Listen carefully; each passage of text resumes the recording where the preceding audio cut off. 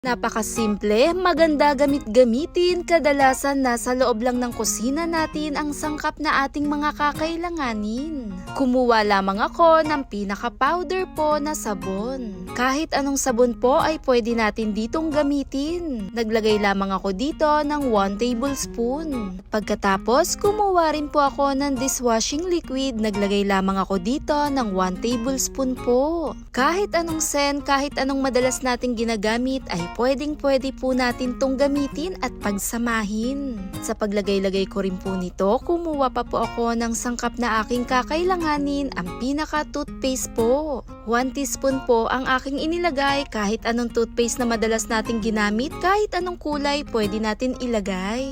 Dito nga po sa ating gagawin ay napakaganda gamit-gamitin, lalo na rin madalas natin tong magagamit lalo sa loob ng ating tahanan. Sa mga pinagsama-sama natin, halu-haluin lamang itong mabuti para lumabas ang tamang texture at yung resulta. Sa paghalo-halo ko nga po nito, heto na ang tamang texture niya. Atingan din itong mas sticky dahil na rin sa powder, toothpaste at dishwashing liquid. At pagkatapos po, kumuha rin ako dito ng maliit na paglalagyan. At heto nga po ay nakadepende na rin po sa ating pagsasalinan. Pag tumagal-tagal po ito sa paglalagay nito, huhulma po siya na parang buo. Napakabango rin talaga ng pinaka-aromang dala dahil na rin dun sa mga pinagsama-sama po natin. At hahayaan ko nga lang po muna ito.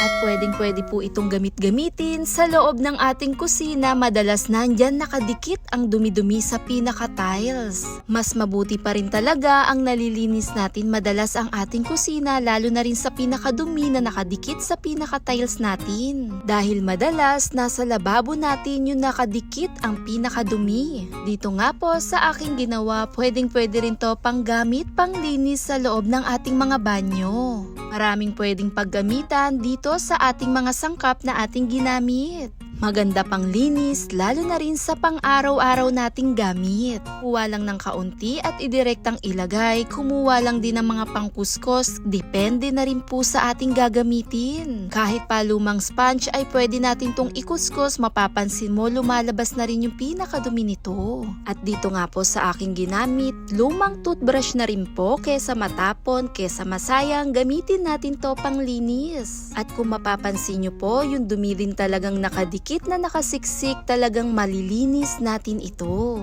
Dahil kadalasan nasa lababo rin talaga tayo na i-stay, pero madalas hindi natin nakukuskus yung bawat gilid nito. Ang kagandahan din dala nito, ang pinaka-toothpaste, tumutulong siyang makaalis lalo na sa pinaka-stain at yung pinaka-odor at yung aroma nagiiwan ng bango. Thanks for watching guys! Bye!